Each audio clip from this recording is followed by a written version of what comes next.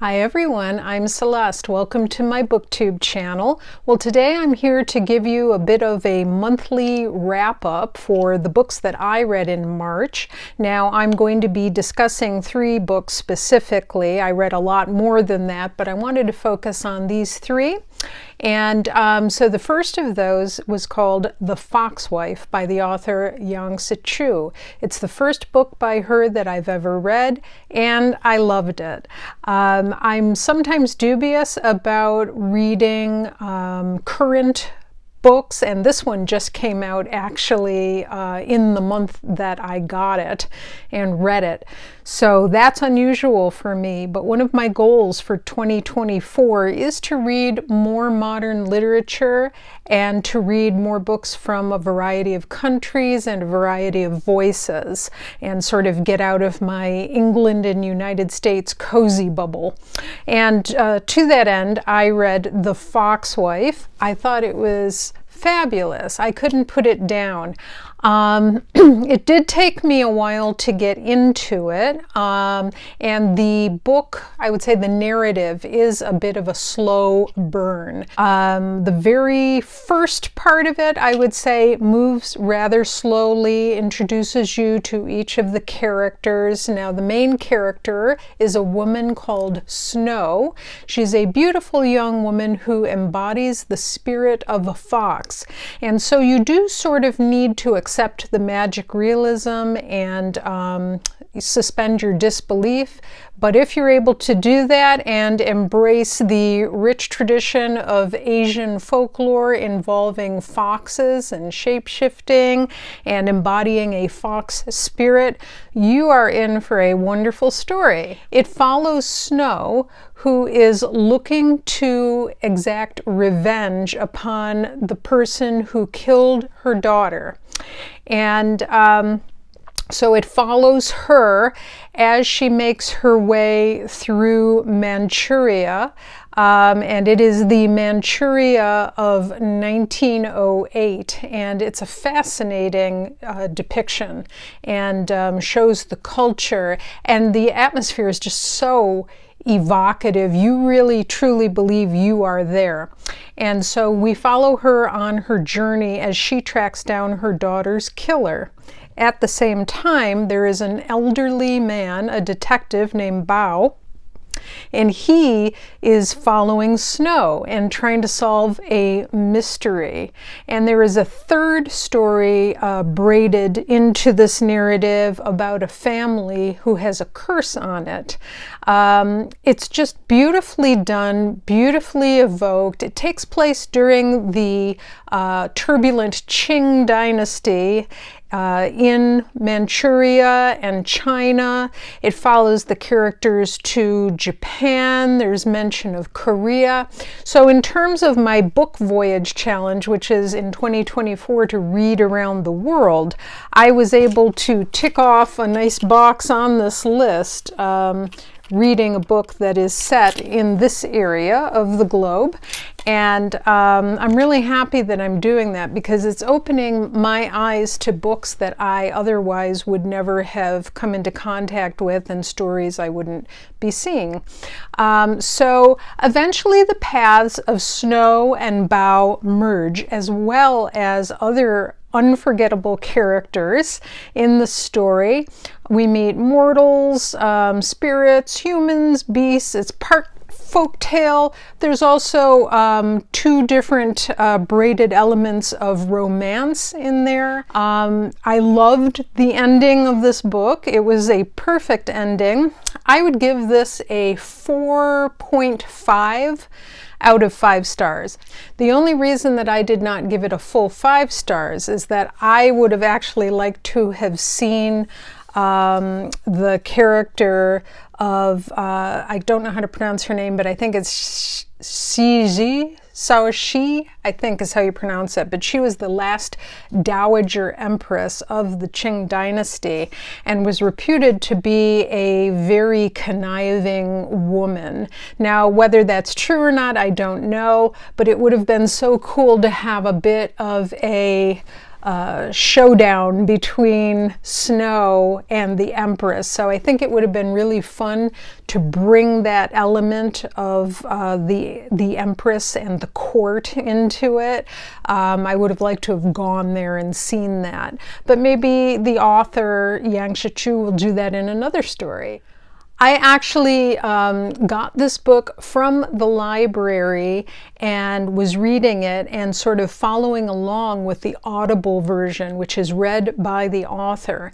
If you have an opportunity to listen to Yangsze Choo read The Foxwife, it is really a treat. She has a beautiful, crystal clear voice, and the way she reads it is absolutely perfect. I love it when authors have the ability to read their own writing really well and dramatically, and she definitely does, and gives the characters in dialogue the exact emphasis that they should have. Her turns of phrase are charming. Not only that, but the book is really atmospheric and really evokes an old Manchuria, and especially the depictions of the food that they eat is very sensual, and you can smell the noodles frying, you can taste the pork, you can, I mean, it's just marvelous. The way she describes everything, even something really simple, like a broth in a bowl with a piece of, meat or something, is just really, really well done. The market food and the food that's prepared in the households, it's just really evocative, and it will make you hungry. But yeah, it was marvelous. The next of the 3 books that I'd like to talk to you about today was The Women by Kristen Hanna. And this was another brand new release in this first quarter of 2024. And again, I enjoyed this, and for very different reasons than The Foxwife. I do have to say that after reading a lot of classics and favorites prior to the first part of 2024, and then reading the really stirring, evocative beauty of The Foxwife, that reading The Women by Kristen Hanna was, in literary critical terms, a bit of a letdown in terms of the prose style. It is definitely a much more popular mainstream read, and I don't mean to sound snobby in saying that. It's just that it's written for a much, I would say, broader audience, and it's not that it's dumbed down, because it's not. It's a very well told story. It's good. It's just that it doesn't have those shining moments of literary brilliance. It doesn't have a lot of those descriptions that you linger over and just sort of relish and roll the words over your tongue for how lovely they are in terms of literary quality. And I had never read a Kristen Hanna book before, but so it took me a while to get into it. I wasn't very enthusiastic when I began it, but I don't know very much about the Vietnam War. I was very young when it occurred, in the mid to late 60s and then 70s.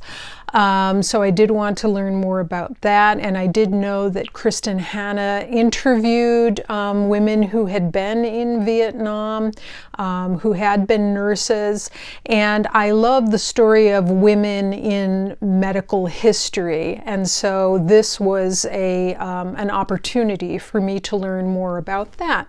So I decided to stick with it and press on, and I'm glad I did. As I said, it's not a brilliant literary work, but it deserves praise, and I definitely learned a lot from reading this. Now, the whole narrative spans from 1966, I think, to 1982, when the Vietnam war memorial was unveiled. And so we follow the main character of Frankie McGrath, who is a young woman living in Southern California. She comes from a well-to-do conservative family who lives on Coronado Island. It's the mid-60s. We get to hear the music of the era. She gives really good descriptions of the clothing of the time and the pop culture, and also what it was like to grow up in a conservative family at that time. So the Vietnam War has started. People's morale for it is still high. It still seems like a patriotic thing to do to go and fight in the war. And so Frankie's brother enlists, and she follows soon after in his footsteps because she wants to do something as well for her country and to follow her brother there. And her brother and she are very close. We follow the story of Frankie through the Vietnam War, and we follow her to an evac hospital. And I have to say that although I found it entertaining, I did feel like in this part of the novel, Kristen Hanna may have sort of emulated episodes of something like MASH that she had seen. Now, I know that MASH is about the Korean War and this is the Vietnam War, well aware of that, but it seemed as though it got to be a little bit of a pastiche of itself in some spots, a bit cliche. For example, she goes to scrub up in the OR, and you know, the dialogue that goes on there, someone shouting incoming choppers, you know, everybody who is represented, all the characters all have T-shirts, and each time she describes a character, the author describes a character, she says what was written on their T-shirt, and it's like a very classic sort of cliche T-shirt from the 1960s.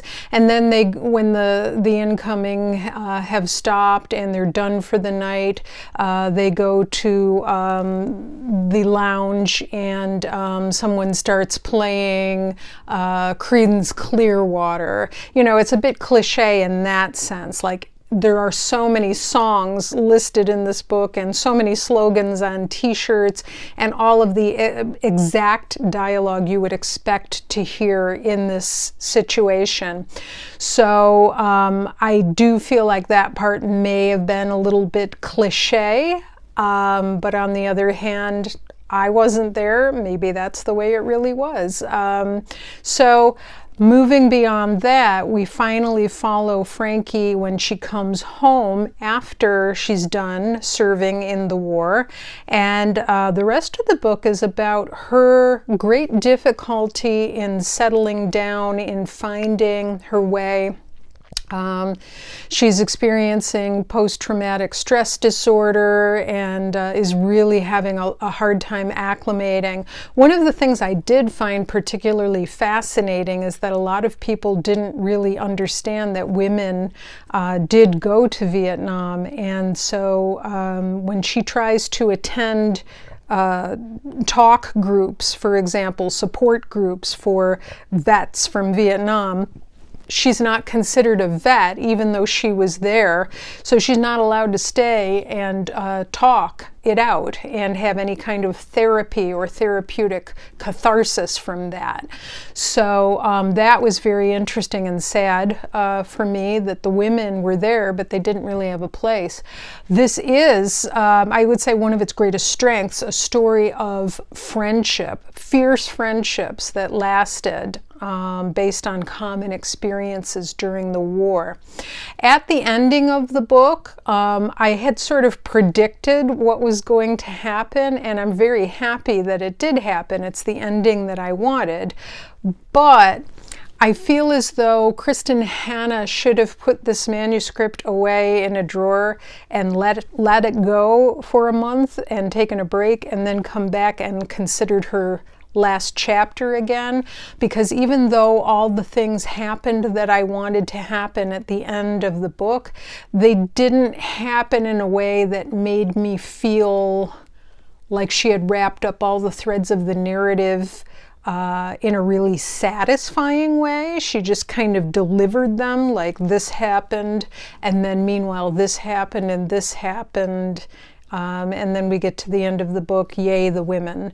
And it is very powerful, but I just feel like she could have done one last rewrite on that last chapter to make it a little more powerful and a little more, oh, this is what happened. If you know what I mean. It's hard to describe without giving too much of it away, and I don't want to provide too many spoilers. So I would say it's definitely worth a read. It's like reading a good, solid article on nurses in Vietnam, except the article is serialized and it keeps going from week to week. I would say it's definitely worth a read. I'm glad I read it. Will I read any other books by Kristen Hanna? I might try The Nightingale, for example, or one of her other books, but I'm glad I read it, and I'm glad I can now say I've at least tried a Kristen Hanna book, and I may try more in the future. I've definitely learned a lot about Vietnam. One of the things that was, I just want to say one other thing. One of the things that I found really interesting was, for me, as a little girl in the 1960s, Vietnam was raging far away, and it was something on the news. It wasn't something that affected my life very personally, because I was so young. And in the 70s, as I started to get a little older, I remember my mother loving the song Tie a Yellow Ribbon on the Old Oak Tree by Tony Orlando and Dawn. And I thought it was just kind of like a quaint oldies sort of a love song, not realizing that it had something to do with Vietnam. And that was really surprising to me. And several times during reading this book that happened, Kristen Hanna would mention something about culture, popular culture, that was related to Vietnam, and I had no idea, even though I grew up with those things, that they had a relationship to the war and that turbulent era. So I was really glad that I read it. I think it's worth giving a shot. I would give this one maybe a 3.75, 3.50, I don't know, somewhere in there. It lost points for not being more literarily evocative and rich, but it told a really good story, so I was glad to have read it. And finally, I wanted to tell you about the third book that I read, which was The Chinese Shawl by Patricia Wentworth. Look at this cover. Isn't it beautiful? I just love the tones in this. So this is by Patricia Wentworth. It's a mystery, so I read it for March Mystery Madness. I've read two other Miss Silver books by Patricia Wentworth before this. I read number 1, which was Gray Mask, and to be honest, I DNF'd it. I wasn't really impressed with it. I thought it was odd, and it just didn't sustain my interest. And then I tried reading number 3, Lonesome Road, and I did really like that. I sort of rated that in a middling range. It was interesting enough to keep going with it. Now I'm trying this one, number 5, The Chinese Shawl. This is about a young woman whose name is Laura Fane. Laura has inherited a house called the Priory on her 21st birthday, and currently the house is being rented by her Aunt Agnes, but there is some blood feuding going on there and family resentment because Laura's father jilted Aunt Agnes, and now Aunt Agnes is sort of dependent on living at the Priory. Laura is invited to stay at the Priory and come stay with Aunt Agnes and some of her cousins and cousins' friends. While she's there, she meets a whole cast of interesting characters, including her conniving and deceptive cousin, the very beautiful Tanis Lyle, who has sort of catty green eyes and beautiful dark hair and so on. So while Laura is there, she shows that she's innocent, honest, and trusting, while Tanis is beguiling and conniving, and all of the men love Tanis, the women and wives not so much. Another house guest staying there happens to be Miss Maud Silver. And so when a murder occurs at the Priory, it will be up to Miss Silver to solve it. I liked this book quite a bit. It was a page turner. This should also be a movie. This is more like a Rebecca. I can definitely hear some tones of or influence of Daphne du Maurier in this. I could definitely see someone like a Alfred Hitchcock directing this. The Priory is this sort of menacing, crumbling church and house, manse and garden with towers and turrets and things like that. There's a really wonderful atmosphere evoked in this novel. There are some marvelous hostile undercurrents toward Laura at work in this book, reflected in the conversations and the looks of the characters as they come down for dinner and dancing and all of that. What else? To me, what was marvelous was the character of Aunt Agnes, who has what's referred to in the book as a self-propelling wheelchair. So she's supposedly a bit of an invalid and whirs herself around the house, self-propelling herself in this wheelchair. She turns the corners quickly and she'll enter a room and look out a window and then just as mysteriously turn around and whir the other way. And there's so that just creates this marvelous, menacing atmosphere of mechanizations and plots and plans and things. And there's also an elevator. The layout of the house is interesting. It also has a definite wartime flavor, wartime atmosphere. They have some evacuees staying at their house. I don't know, it just has a really slightly eccentric and dark feel to it, which I thought was thrilling. I loved it. And it would make a marvelous movie. But in any event, yes, I loved it. And I didn't quite guess the killer. I had two choices for who I thought it was, and my second choice is who it was. But it really had me turning the pages. I found it very humorous in spots and very dramatic in others. So it held my interest, and I would say it's the best Miss Silver that I've read so far. And I'm looking forward to reading more. So I'm really glad I took the time out to read this for March Mystery Madness. Well, that's all the time I have for today. I hope you've enjoyed hearing about the books that I read in March. I have a whole slew of books that I'm looking forward to in April, and I hope you'll join me then. So until then, take care, and we'll see you again real soon. Bye-bye.